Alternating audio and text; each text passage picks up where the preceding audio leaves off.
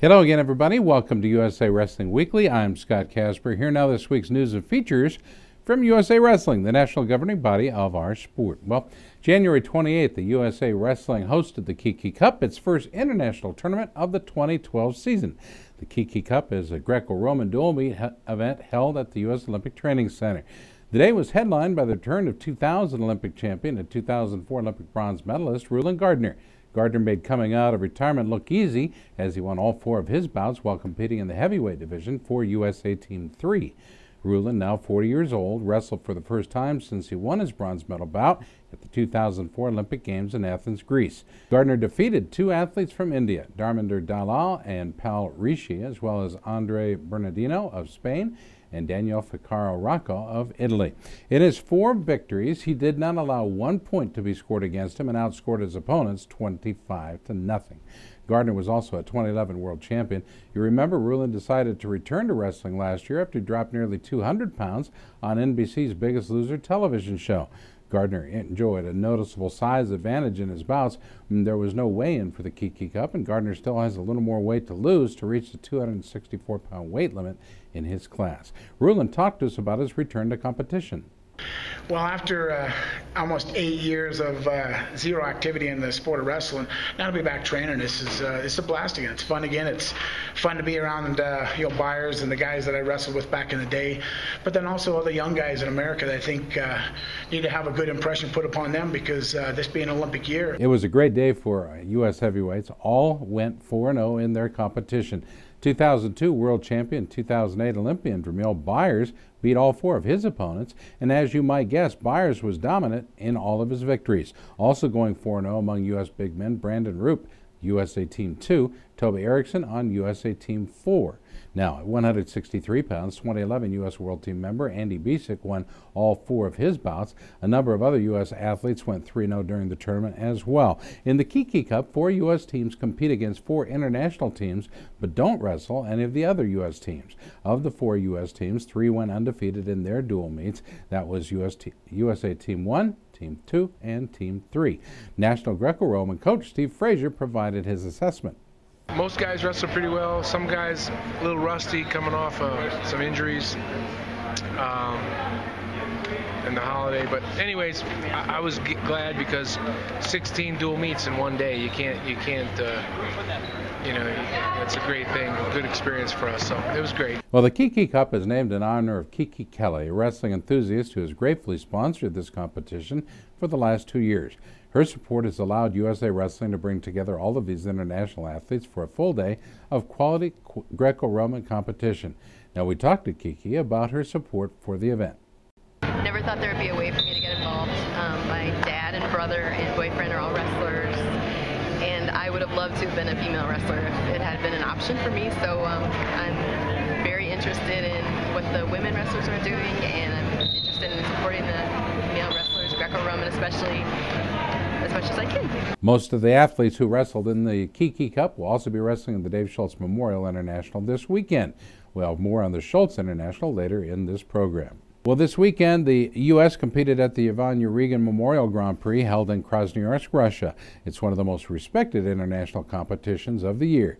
Named in honor of Olympic champion and Russian wrestling leader Ivan Urigin, the event features many of the world's greatest stars in men's and women's freestyle. Team USA came home with 4 medals, 2 by the men's team and 2 by the women's team. Bringing home a silver medal was 264-pound men's freestyle star Travel Delegnev. Delegnev won all of his preliminary matches to reach the finals. He stopped Ivan Yashchenko of the Ukraine, Russians Soslan Galiev and Alan Sirkiev, and Murden Kirchgev of Ukraine in dominant fashion. Now, he was defeated by 2008 Olympic silver medalist Bakhtiar Akhmedov of Russia in the finals. This is the second straight year Delegnev has medaled at this event. Now, last year he won a bronze medal in the event. Now, Jake Varner won a bronze medal at 211 pounds. Last year, he reached the semifinals where he was unable to continue due to an injury. Varner's weight class was loaded with past world and Olympic medalists. He again reached the semifinals this year with wins over Russians Kolmets, Gatsev, and Aliyev. In the semis, he lost to Ibrahim Zaitsev of Russia. Varner bounced back to win his bronze medal bout over talented Murat Ibragimov of Russia. Dlagnev and Varner are both past world medalists, with Dlagnev winning his in 2009 and Varner capturing his in 2011. National freestyle coach Zeke Jones talks about the American effort. Well, the Russians are taking it serious. They didn't have the world championships they wanted to have. It's the Olympic year. A lot of their guys wrestled that normally haven't wrestled in the past, so quality was real high. Jessica Medina at 112 pounds and Erin Claudio at 138 pounds led the way for Team USA women's freestyle, each winning a bronze medal. Medina finished the event with a 2-1 record. She claimed the bronze medal with an injury default over Olga Orsic of Russia. After an opening win over Marina Zaptuev of Russia, she lost in the semifinals to 2006 world bronze medalist Elena Adashinskaya of Russia.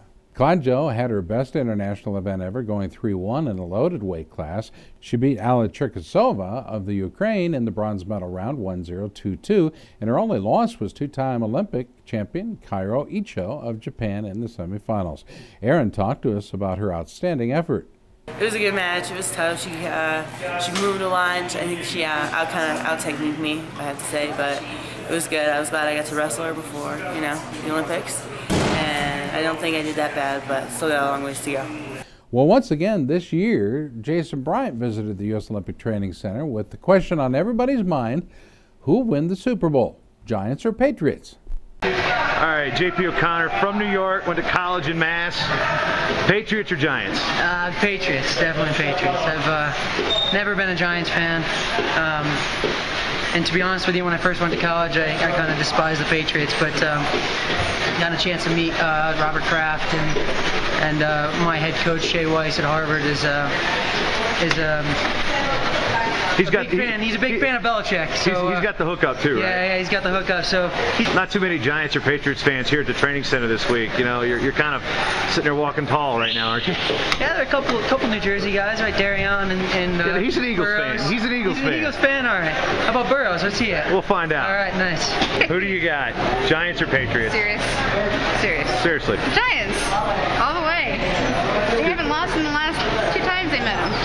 They'll do it again. Take 2, Win Mahalik. Giants or Patriots? Tom Brady with the Patriots all the way. Why? Because he's from Michigan. I got to go with the Michigan boy. What's going on? Justin Reeves. Giants or Patriots? Patriots. Why? They have the better hospitality room? Sure. Most important question of the day for Andre Metzger.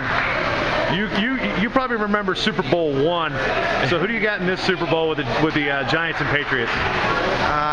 Well, I'll tell you what. I like the Patriots, but my son likes New York, so I'll go with New York.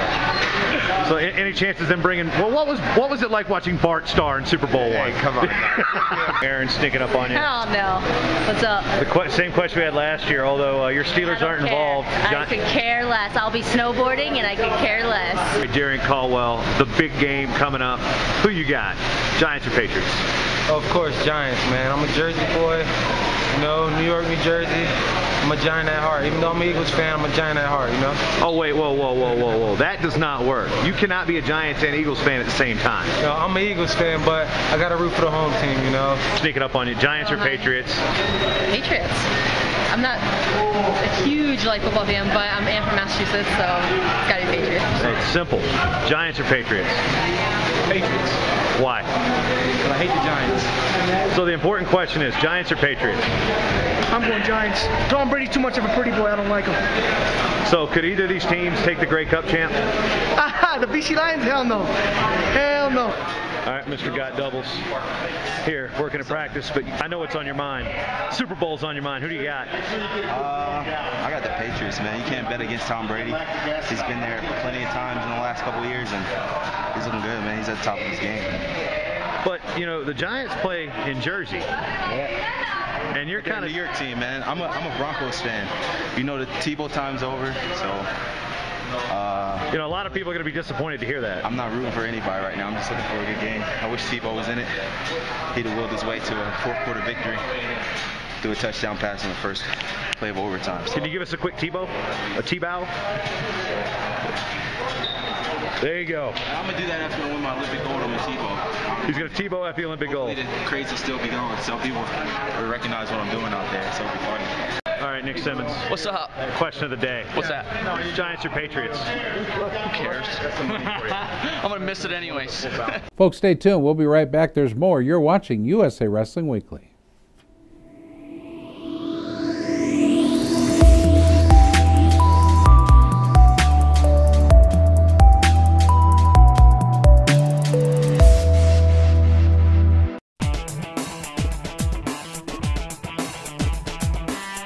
Each season, Liberty Mutual's Responsible Sports Community Grant Program awards $65,000 to youth sports organizations and school sports programs that demonstrate their commitment to responsibility in youth sports. Your organization could be one of our 20 winners this season. It's easy. Simply visit responsiblesports.com and click on the Community Grant Program. Administrators register their organization with the program, then reach out to rally parents, coaches, and team supporters to log on and review either the Responsible Sports Parenting or Responsible Coaching Guide. Then complete the quiz and showcase your mastery of the concepts. Every successfully passed quiz is worth a point that you can credit to your favorite youth sports organization or school sports program. Connect with friends, family, and neighbors to rally more support. The teams and schools with the most points at the end of the grant period win. It's that simple. Watch the leaderboard throughout the grant season, then rally more of your supporters to increase your totals. Liberty Mutual is committed to celebrating and championing youth sports and to financially supporting organizations that demonstrate their commitment to responsible sports. Join the movement and start earning points toward your community grant. Well, led by 6 champions and 3 runners-up, Oklahoma City won its 4th straight WCWA Women's College Nationals title with a dominant effort at King College just this last weekend. The WCWA Nationals had special importance this year with 14 potential spots in the U.S. Olympic team trials up for grabs. The tournament continued to grow and improve with 15 teams in the field and 144 individual entries. 2 of the champions for the OCU Stars were seniors who won their 3rd career WCWA title. Michaela Hutchinson claimed her 3rd title with a win at 123 pounds. She defeated freshman Sarah Hildebrand of King College in the finals 2-1. 1-0. Hutchinson finished her career as a 4-time WCWA finalist, winning titles as a freshman, sophomore, and senior, and taking a silver medal as a junior. She was named the Mat.com Wrestler of the Week for her outstanding performance. We talked with Hutchinson after the finals. I just want to thank my coaches and my teammates most of all because they've got me through it, my family, God for sure. It was a great season, a lot of ups and downs, but pulled through every time.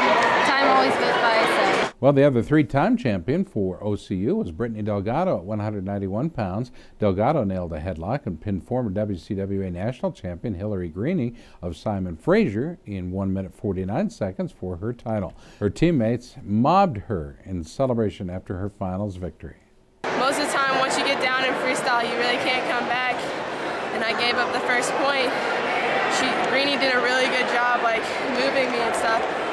So, I had to stay focused.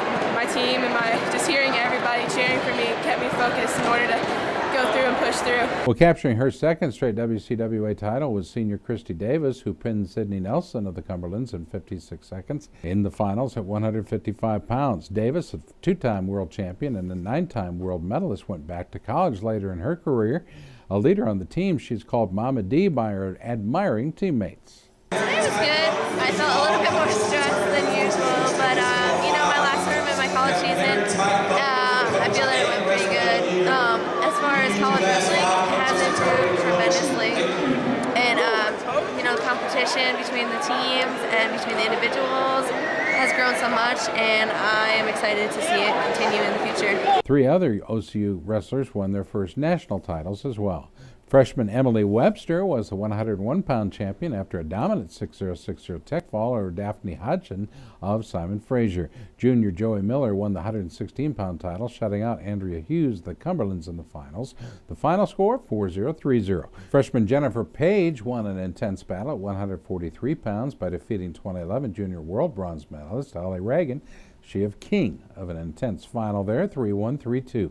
Paige had defeated Reagan at the national duels earlier in the month after Reagan had won their earlier matchups. OCU coach Archie Randall was voted Coach of the Year by his peers after his team's outstanding performance. We had an outstanding tournament. 9 in the finals, you can't ask for anything more than that. 6 champions, you can't ask for anything more than that. Jennifer Page beating Allie Reagan, that's a great deal. I think we wrestled really well. I think our total we had 15 All-Americans. Host King College placed a strong second with 2 champions. Senior Emily Martin completed her career as the champion at 109 pounds, stopping Christy Garr of Oklahoma City in the finals 3-2, 6-0. Martin was named the WCWA Wrestler of the Year for a strong season where she dominated her college competition. I feel like some matches were really good. I felt really on. Some matches it's just, just the personality I am. I feel like nothing's ever good enough, so I always want to reach higher. So, but overall I'm proud, but this makes it like everything worth it. Freshman Krista Ravel joined King for the second semester and quickly rose to the top at 136 pounds. She stopped Stephanie Geltmacher of Oklahoma City in the finals 3-0, 3-0. In just its third year as a program, King has made impressive improvement under its coach, Jason Moorman. They did well. They did a good job. We finished 4th last year and 10th the year before, so we held on to that second ranking that we had all year long. Finished in second. Simon Fraser was tough. Probably some semifinal matches that could have gone a little bit better, but our girls did well, listening to the wrestler-backs, and take second. Last year's runner-up, Simon Fraser, placed 3rd this year, followed by Lindenwood in 4th and the University of the Cumberlands in 5th. Winning a title for Simon Fraser was 170-pounder Justina DiStasio, who pinned Kendra Lewis of Lindenwood in the second period of their finals bout. Lindenwood also had an individual champion at 130 pounds, Shauna Isbell, who stopped Andre Morehouse of Oklahoma City in a razor-close finals 0-1, 1-0, 1-0. Well, when this event completed, another 11 had qualified for the 2012 U.S. Olympic Team Trials at Carver Hawkeye Arena April 21st and 22nd. Oklahoma City qualified 6 more athletes for the trials. The new qualifiers include Emily Webster, champion at 101 pounds, Christy Garr, who took second at 109, Michaela Hutchinson, champion at 123, Stephanie Geltmacher, second at 136, Jennifer Page, champion at 143, and Brittany Delgado, champion at 191 pounds. King College notched 3 more Olympic trials qualifiers, including Emily Martin, champion at 109 pounds, Sarah Hildebrandt, second at 123, and Krista Ravel, at champion at 136 pounds. The other 2 Olympic trials qualifiers, Shauna Isbell of Lindenwood, champion at 130 pounds, and Sydney Nelson of the Cumberlands, second at 155. Now, since the qualification process for the U.S. Olympic Team Trials began, 170 athletes have already earned their spot in this elite field. You can purchase your tickets and join us at the Olympic Trials simply by visiting iowacity2london.com. Well, this weekend is the 14th annual Dave Schultz Memorial International at the OTC, and the legacy of the late great Olympic champion Dave Schultz has continued through this annual competition. We visited with some of the athletes and coaches who knew Dave and others who are inspired by his life. The fact that you're able to get so many to get a foreign competition in the United States is a big deal. But his legacy itself, the fact that you're able to get tough competition, it's a tough tournament in all 3 styles. I think it just sort of sums up what Dave Schultz was about, and he was a tough dude. Dave was an awesome individual. He was not just an ambassador of the sport, but he loved this sport, unreal. It's amazing. I was 15 years old when Dave was shot and killed, and obviously I never got to meet him or anything like that, but I've been around so many people that are very close with him, and to be able to compete in a tournament named after him and help continue his legacy and compete in his honor is an honor. It had an impact on me. He was a hero, so I think it's great that we honor him in this way with this tournament, and it's a great competition, and I'm looking forward to it. He did a lot more for wrestling than any one individual that I can think of. He learned how to speak Russian so that he could develop his technique. He was an innovator and just a terrific friend and father. I love Dave like a brother. Well, themet.com will have a live webcast from this popular event both days, February 2 through 4. Don't miss this exciting event. Well, with the Olympic team trials coming up April 21st and 22nd in Iowa City, Iowa, we turn to talk with some of the top wrestling athletes and leaders about this exciting event. Now, this episode, we visited with 2008 Olympian and 2006 World Silver medalist Mike Zadek. A star for the Iowa Hawkeyes, Zadek is now an assistant coach there and is training for a chance to make a second Olympic team. Mike shares his thoughts about the athletes and the atmosphere which fans can expect at this year's Olympic trials. Expect athletes that have committed their whole lives to competing for one common goal. It's an Olympic gold medal, and it'll be here at Carver Hawkeye Arena, and a lot of excitement, a lot of emotion, a lot of energy put forth of years of training, and the fur should be flying. Uniqueness is just that Carver was built for wrestling. It's held the best wrestling events ever, and this is probably one of the pinnacles of it. It's not Hollywood. It's about real life, under-the-radar athletes, Iowans, locals, former Hawkeyes, going after one task, and that's an Olympic gold medal.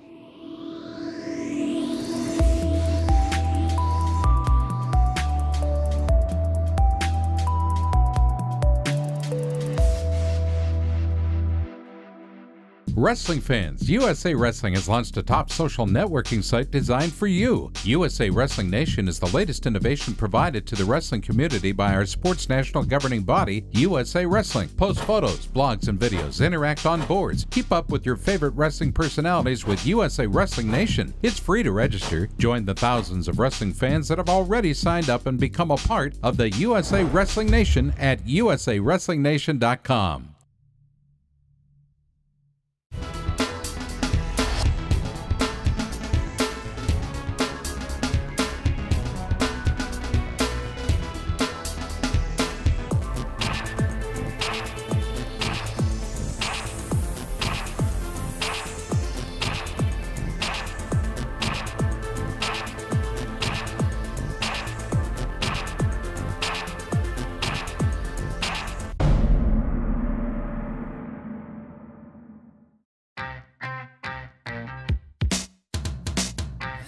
ASICS has been there.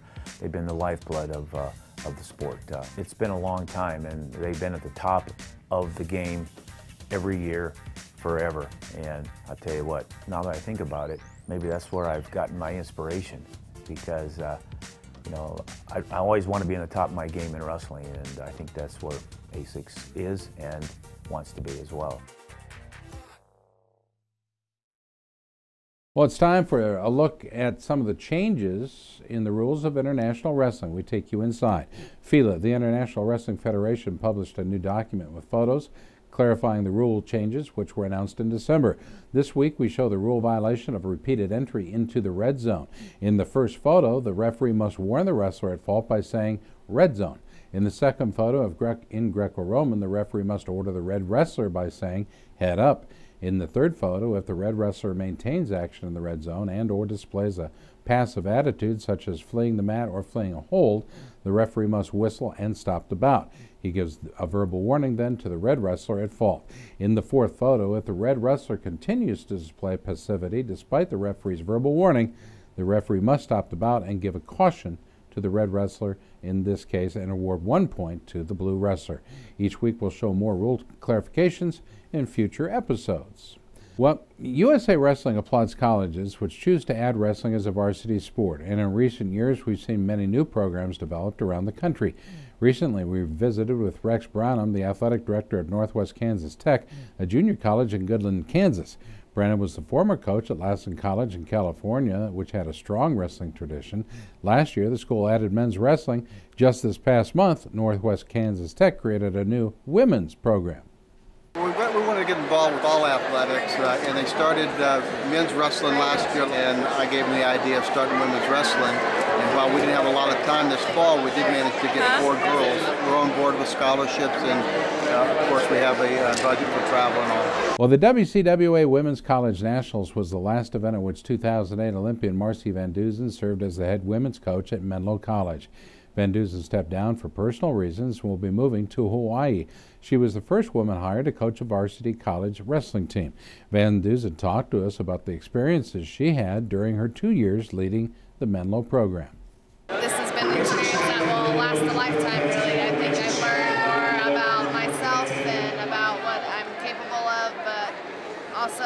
what it takes to really guide a team. And if anything else, I've definitely had more appreciation for all of my coaches in the past. Well, it's time for our USA Wrestling Photo of the Week. These pictures are sent in by fans and families from around the country, and they're also being considered for the photo contest page in USA Wrestler magazine, as well as for USA Wrestling's Facebook page. This week, our USA Wrestling Photo of the Week is taken by Ryan O'Connor.